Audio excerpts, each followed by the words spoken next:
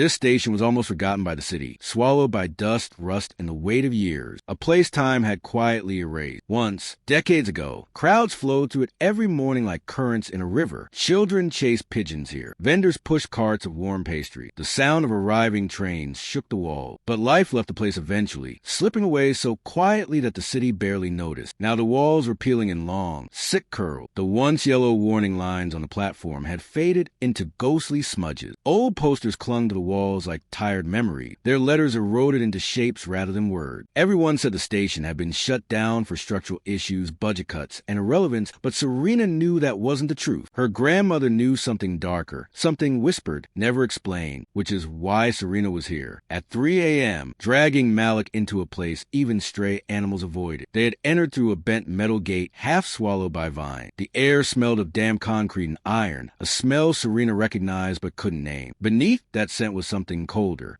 dormant, waiting kind of cold, like the way a room feels when someone was there moments before. Serena gripped her black umbrella tightly as the wind scraped through the hollow corridors, making faint, moaning sounds as it slid across the abandoned benches. Her footsteps echoed sharply as if the station hated noise and punished every sound. She had no real reason to be here tonight except instinct, that unsettling pull that started after her grandmother's warning. Don't go near the station tonight, child. It wasn't a suggestion, it was a plea, one Serena couldn't ignore even if she wanted to. And that was why her heart lurched violently when she heard the sound. A vibration, a tremor deeper than hearing, felt more in the bones than in the ears. Do you hear that? She whispered, suddenly freezing, umbrella tightening in her grip. Malik frowned. Hear what? There's no trains at this hour. Station's been shut for years. But Serena didn't move. She didn't dare. Because underneath the wind, underneath the shifting metal, was a sound she recognized even though she had never heard it with her own ears. A train, not the modern ones that hiss with electric brakes, not the smooth ones that rode on magnetic track. This one was old, heavy, breathing in a way metal shouldn't. Malik finally stopped, squinting toward the tunnel. Serena, there's nothing there except. Then he heard it too, a faint metallic ringing, like wheels striking ancient rail, a slow rumble that grew by inches, a sound that should have been impossible. He swallowed hard, suddenly pale. No, nope, no. Serena, there's no power running here. There's no staff, no reason for any. The station lights flickered. All at once, a sickly pale glow shuddered to the platform, buzzing like old fluorescent lights waking from a long sleep. The rusty bulbs overhead flicked with furious anger before steadying into a low, humming illumination. Serena whispered, this wasn't supposed to work. Nothing here should work. Malik stepped back. What did you bring me into? She didn't answer. She couldn't, because down the tunnel, far beyond where the darkness swallowed everything, something brightened. A single orb of white light, small, distant, steady. The headlight, the rails began to tremble. A deep metallic vibration pulsed under their feet, like a giant heartbeat waking after decades of silence. Serena felt her breath leave her chest. It's real. Malik shook his head. No.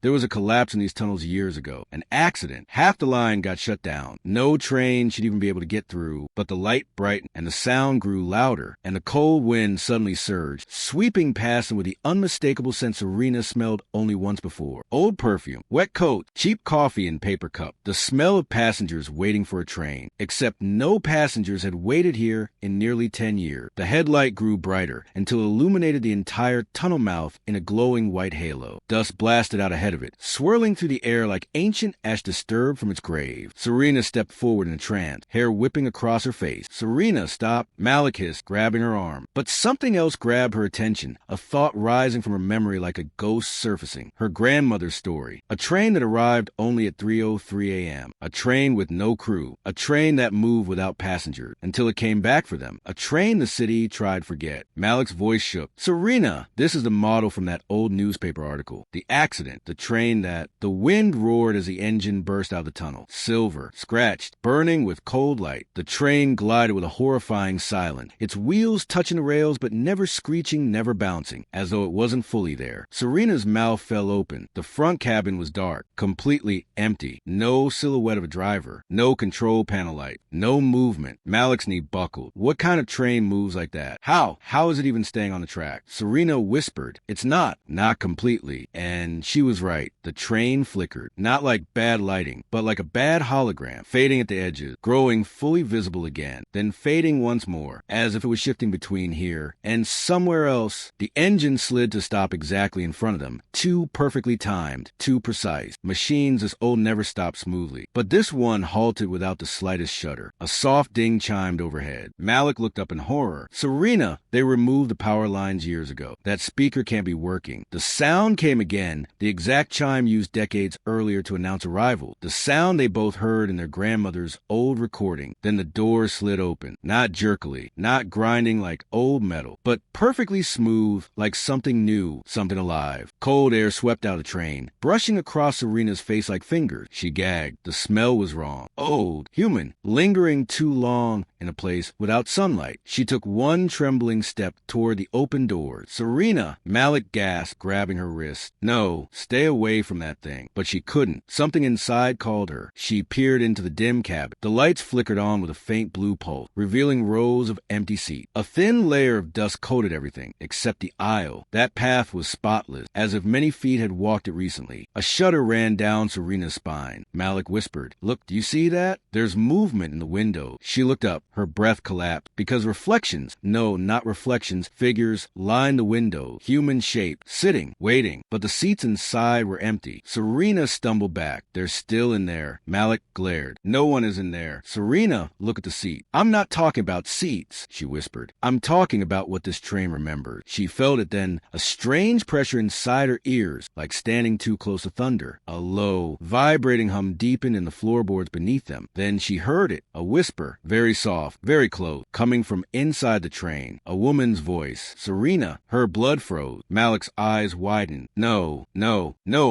How does it know your name?" Serena's heartbeat slammed so violently she thought she might faint. "Serena, you were expected." She staggered backward, hitting the pillar behind her. "What does it mean expected?" Malik demanded, voice rising. "Why you? What did your grandmother know? Why did she warn you?" The station lights flickered violently, then went out. Darkness swallowed the entire platform. Serena screamed, but her voice was swallowed by the pitch-black void. Then one light flickered back on. Inside the train. Blue, cold, unmoving. A silhouette stood in the doorway. Tall, still, facing them. Malik grabbed Serena's hand. "We're leaving. We're going right now." But then they heard it. A child's cry. Soft, lonely, echoing from deep inside the train. A voice so fragile, so painfully human that it pierced the dark like a needle. "Mommy?" Serena's legs went numb. Her chest collapsed inward. Her vision blurred, and her entire world tilted. Because that voice, that cry, that tiny call for help, it wasn't unfamiliar. Not at all. It was the same voice she heard in her dreams for years. The same voice that whispered to her on nights she couldn't sleep. The same voice she had convinced herself she imagined because she never had a child. Malik stepped in front of her, panic exploding across his face. "Serena! Serena! Don't move. Don't answer it. It's not real." But Serena wasn't listening. Her heartbeat slowed. Her mouth trembled. Her eyes flooded. Because deep inside her chest, buried under years of silence and denial, something cracked. That voice! That tiny cry! She knew it. She knew it the way a mother knows the difference between her child's laugh and another's. Her voice broke. "Malik, I think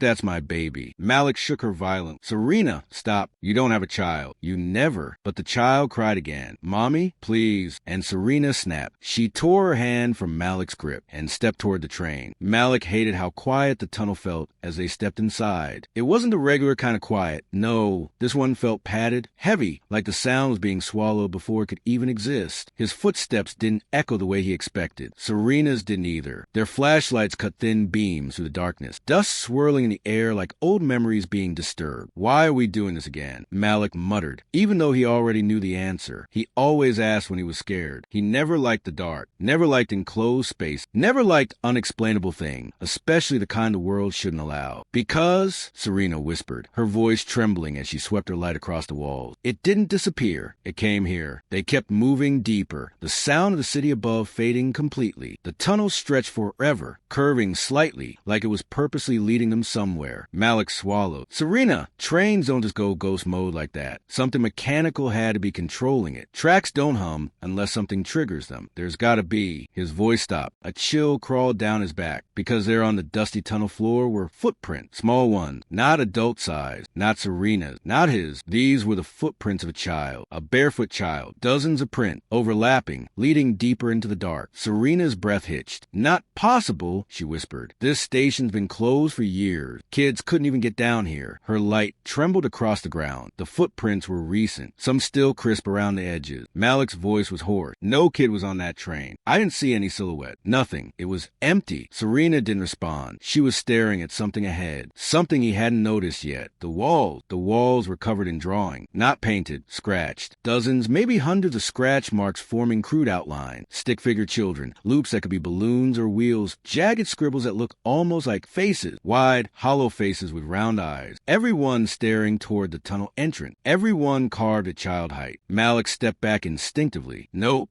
Serena, they weren't here before, she whispered. How would you know that? Because I've been down here, she murmured, then corrected herself softly. I used to come to the station before it closed. Malik stared at her. What? When Serena didn't answer, her light drifted to one drawing, a stick figure child standing on a train track holding something, a circle, a ball. Ahead? It was unclear. Under it, maybe by accident or maybe with intention, the child had scratched a single word. Stay. Malik felt his pulse jump. Serena, we should go. Seriously, this is how horror movies start. We saw something impossible. That's enough. Curiosity kills people. Let's just report this. And report what? Serena shot back. That a ghost train passed us? That he heard it and you didn't? They'll think I'm crazy. Her breathing quickened. I'm not crazy. I heard it. I saw the fog. I felt the vibration. You're not crazy, Malik said immediately. I'm the one who didn't hear, remember? But Serena kept talking, voice lowering, trembling. There's another reason. She hesitated. Malik's heart sank. Don't you dare say something cryptic. There were stories when I was a kid, Serena whispered, about this place. Oh, perfect, Malik muttered. Urban legend. Great. Totally gonna help. My mother used to tell me not to play near the station. She said trains used to come through late at night. Trains no one scheduled. Trains no one ever saw arriving or leaving. Just appearing.